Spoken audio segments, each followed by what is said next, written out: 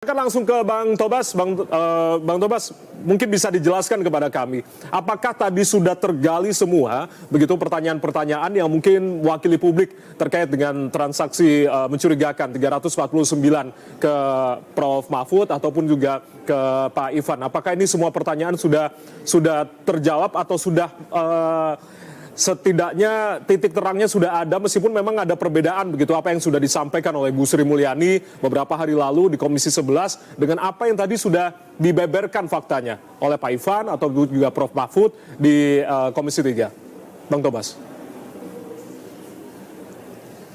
Ya, sedianya kita hari ini sebenarnya selain mengundang Pak Mahfud dan Kepala PPATK, juga mengundang Ibu Sri Mulyani ya sebagai anggota dari Komite Nasional Koordinasi Pencegahan dan Pemberantasan TPPU. Namun karena Bu Sri Mulyani berhalangan hadir, sehingga yang hadir hanya Pak Mahfud dan Pak Ivan ya sebagai Kepala PPATK. Nah, rapat pada hari ini cukup mengejutkan ya, karena ternyata data yang disampaikan oleh Pak Mahfud dengan data yang disampaikan oleh Ibu Sri Mulyani pada rapat dengan Komisi 11 yang lalu itu sangat berbeda, totally different ya, berbeda betul-betul. Yang kita tentu akan terus menggali data ini untuk melihat karena ada dua data yang berbeda, tentu salah satunya salah, tidak mungkin dua-duanya benar ya. Oleh karena itu perlu kita gali lebih lanjut mana yang salah dari dua versi data ini, dan apa yang menyebabkan adanya perbedaan dari dua data ini, dan apa yang menyebabkan peristiwa ini terjadi, kemudian mengapa kemudian ada tindak lanjut yang kita tunggu-tunggu nantinya ini seperti apa, dan banyak hal lagi yang memang harus kita gali dan kita telusuri dari rapat pada hari ini. Jadi rapat pada hari ini menurut saya belum mampu untuk menjawab berbagai pertanyaan-pertanyaan yang ada. Justru kita punya pertanyaan-pertanyaan lanjutan yang terkait dengan paparan yang disampaikan oleh Pak Mahfud dalam rapat hari ini. Terlebih lagi Pak Mahfud juga mengatakan bahwa data yang disampaikan Ibu Sri Mulyani itu tidak didasarkan pada fakta. Ini kan menjadi menarik dan malah menimbulkan pertanyaan. Oleh karena itulah maka untuk kita lebih menelusuri lebih dalam, untuk kemudian kita mencari akar permasalahannya, dan untuk kita bisa mengawal apa yang bisa kita lanjutkan ya terkait dengan pengawalan terhadap persoalan ini, maka menurut saya patut untuk dipertimbangkan untuk kita membuat pansus ya, biar semua pihak itu bisa kita klarifikasi dan kita telusuri semuanya. Bang, ini untuk pembuatan pansus sendiri ini Bang Tobas, apakah akan langsung hari ini akan dibentuk atau seperti apa? Karena memang kan apakah memang harus ada RDP kembali antara Bu Sri Mulyani dan juga Prof. Mahfud dan juga Pak Ivan, atau seperti apa sebetulnya pembentukan dari pansus rencananya ke depan ini? Ya, rapat hari ini kan belum selesai, kita masih berlanjut ya, nanti entah sampai jam berapa kita akan selesaikan. Nah, dari proses yang sedang berlanjut ini tentu akan kita melihat kebutuhan apakah kita akan membuat pansus atau tidak.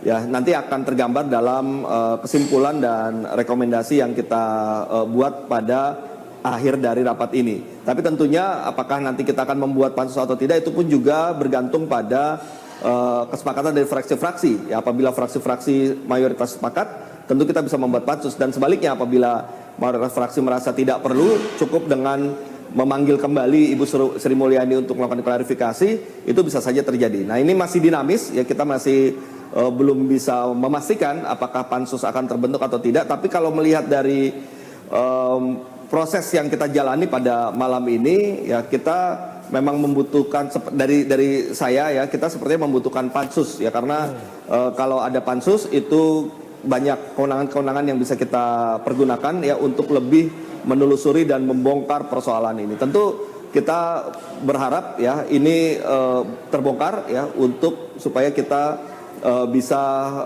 melakukan satu pencegahan dan pemberantasan terhadap tindak pidana pencucian uang yang diduga terjadi terkait dengan ini. Baik, Bang Tobas, artinya kalau Anda tadi katakan memang ada perbedaan data begitu. Nah, menurut dugaan Anda secara pribadi begitu, apakah ini memang kesalahan data ada di Kementerian Keuangan yang hanya menyebutkan hanya 3,3 triliun saja, atau ini sebetulnya perbedaan datanya ini untuk sementara yang Anda duga ini dari mana sebetulnya? Apa yang sudah diungkapkan oleh Prof. Mahfud tadi kan terdiri dari 3 klaster atau 3 golongan yang disebutkan hingga totalnya mencapai 349 ini. Sebetulnya perbedaan yang mencolok ini sepertinya apa menurut Anda, Bang Tobas? Ya, jadi memang sayangnya Ibu Sri Mulyani tidak hadir ya. Padahal kalau hadir bisa langsung melakukan klarifikasi terhadap perbedaan data ini. Nah, yang jelas 2 data ini benar-benar berbeda. Padahal ya harusnya sumber datanya kan sama. Dua-duanya ini sumber datanya dari PPATK. Ya. Angkanya pun juga, angka totalnya kan mestinya juga sama, ya bersumber dari PPATK.